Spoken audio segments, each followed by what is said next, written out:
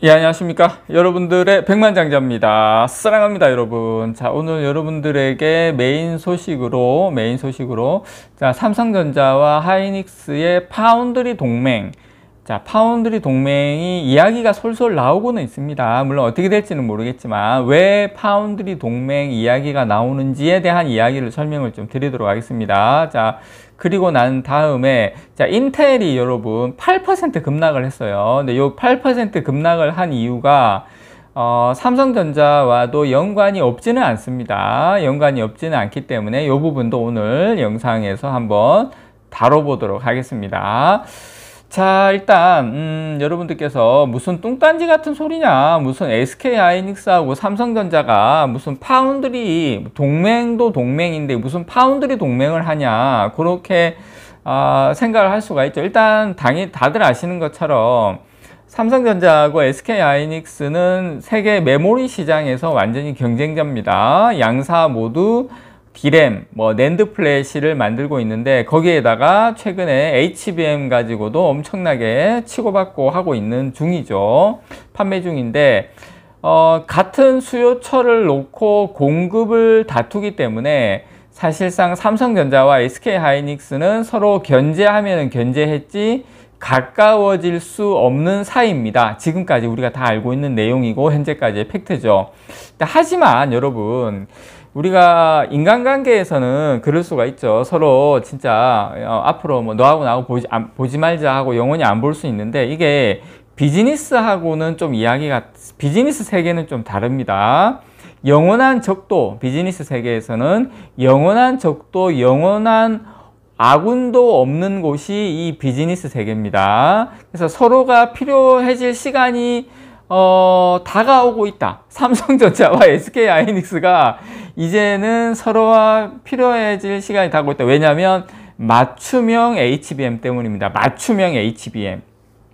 자, 맞춤형 HBM은 뭐냐면, 물론 지금 HBM4는 이제 일반형으로 만들고 있죠. 다 공용형이라고 이야기를 할 수가 있는데, 그렇게 만들고 있는데, 근데 이제 HBM4로 가면서 이게 메타, 아마존, 구글, 네이버도 포함해서 이런 기업들은 자신들만의 어떤 AI 서비스를 구현하기를 원해요. 그래서 남들과 조금 차별화된, 남들과 좀 다른 이 AI로 이용자를 서로 이제 야, 우리가 더 좋아, 우리가 이렇게 달라, 이렇게 해서 미래의 검색 시장이나 광고 시장을 좀 주도하기를 바라는 게 있습니다. 그러려고 하면 남다른 AI 인프라가 필요하죠. 그래서 타사보다 더 빠른 반도체, 예를 들어서 타사보다 좀 다른 서버, 타사보다 좀 다른 데이터 센터가 있어야지 앞선 AI를 제공할 수가 있겠죠. 본인들 생각은 어쨌든 간에 이게 어떤 게 정답인지 모르겠지만, 일단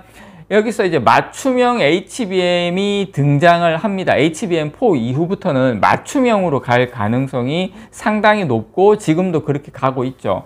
그래서 나만을 위한 특별하게 설계된 HBM을 요구하는 수요가 지금 상당히 생겨나고 있고 실제로 생겼습니다.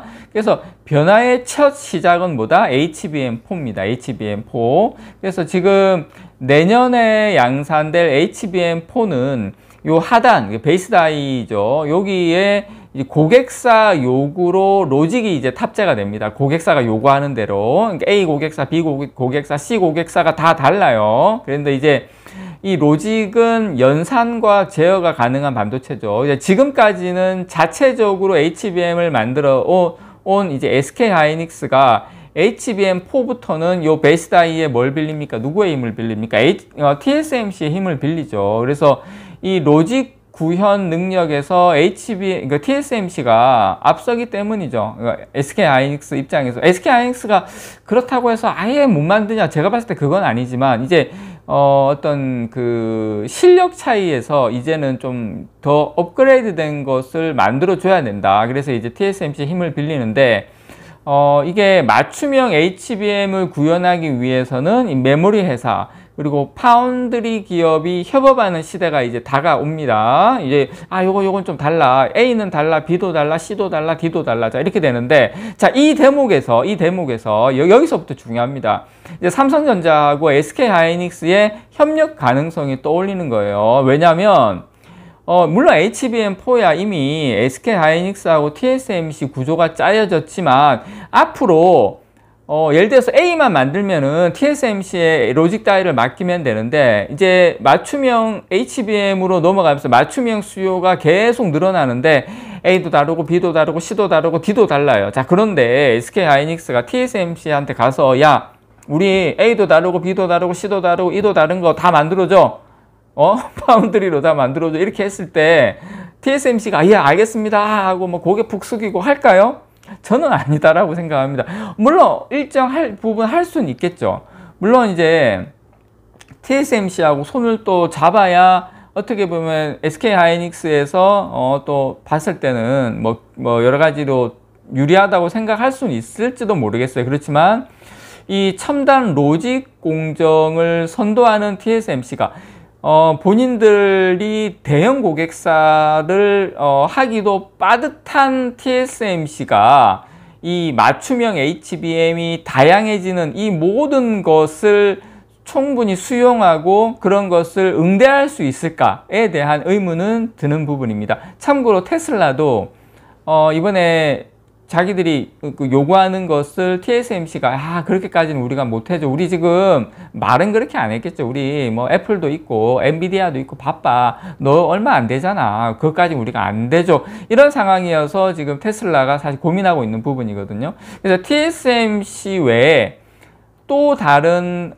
파운드리 후보가 SK하이닉스의 입장에서는 이제 필요한 시점이 저는 다가오고 있다. 그래서 또 이제 우리나라 이제 전체 산업적 측면에서 봤을 때도 SK하이닉스와 삼성전자의 파운드리 협력의 필요성이 또 저는 두각이 될 수 있다고 생각을 합니다. 이 맞춤형 HBM 도래를 조금 더 넓게 그리고 깊게 보면 이 주도권이 파운드리로 넘어갈 수도 있다는 뜻이거든요. 이게 HBM이 이제 좀 더 이제 HBM4, 5 이렇게 넘어가면서 이제 로직 다이 때문에라도 파운드리로 이제 힘이 넘어갈 수가 있는데, 이렇게 되면 메모리 회사가 이 로직이나 시스템 반도체를 못 하다 보니까 삼성전자 말고 이 파운드리에 의존하게 되는 경우가 이제 더 많이 생기게 된다. 특히 하이닉스 입장에서는. 자, 이렇게 되면 국내 HBM 자생력 저하로 물론 뭐 너무 나간 이야기입니다만은, 그래서 이런 것까지 생각을 하면 야, 이거 가뜩이나 AI 반도체 산업을 대만이 주도하고 있는데 차세대 HBM마저 대만으로 넘어가면은 안 되지 않겠나 이런 생각이 들고요. 그래서 SK하이닉스하고 삼성전자하고 파운드리 협력이 물론 어떻게 될지, 협력할지 안 할지, 뭐 이게 뭐 터무니없는 이야기로 끝날지 어떨지는 모르겠지만 아무도 모릅니다. 어쨌든 간 요 부분은 맞춤형 HBM으로 넘어가면 로직 다이를 이렇게 ABCD로 이렇게 달라지게 되면 이게 그냥 아예 판이 삼성전자로 확 넘어오게 될지, 아예 그냥 그 맞춤형을 지금 SK하이닉스가 못 해주니까 아예 그렇게 넘어가게 될지, 뭐 그건 모르는 일이지만 어쨌든 지금 좀 재미있게 판이 흘러갈 수는 있다라는 거 일단 여러분께 말씀드리고, 좀 말씀을 길게 했는데, 자, 엔텔 이야기 잠깐 할게요. 8%나 빠졌기 때문에 왜 이렇게 됐는지. 자, 여러분, 인텔이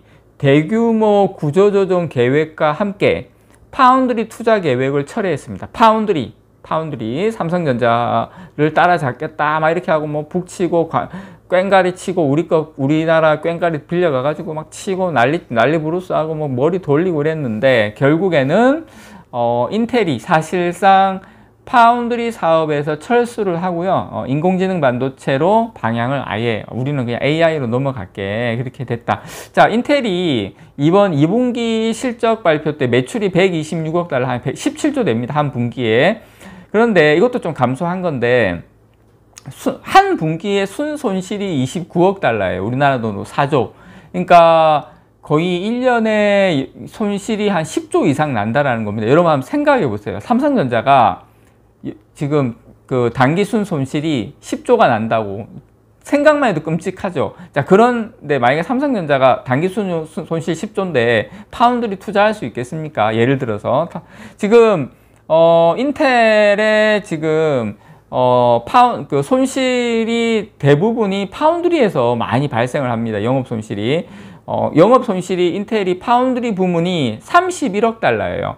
전체 순손실이 21억 달러. 그러니까 대부분의 손실이 어디서 나오고 있다? 예, 파운드리에서 나오고 있다. 그래서 인텔은 사실상 제가 봤을 때는 이제 파운드리를 포기하는 수순으로 가는 방향으로 이제 거의 굳혔다. 아마 그렇게 보는 게 맞을 것 같아요. 그러다 보니까 삼성전자에서는 이제 그냥 우리 2나노에 집중할게. 어차피 지금 1나노 때는 TSMC도 물론 가긴 가겠지만 고객사 측면에서도 그렇게 메리트가 많이 없는 것 같아요. 그래서 어쨌든 저는 이제 삼성전자가 엔텔도 포기하고 삼성전자만 이제 이렇게 되면 무조건 이제 파운드리 가져갈 것 같아요. 이렇게 되면 어느 시점에서는 분명히 삼성전자에게 좋은 구간도 분명히 올 수 있다라는 생각이 듭니다. 이상 여러분들의 백만장자였습니다. 사랑합니다, 여러분.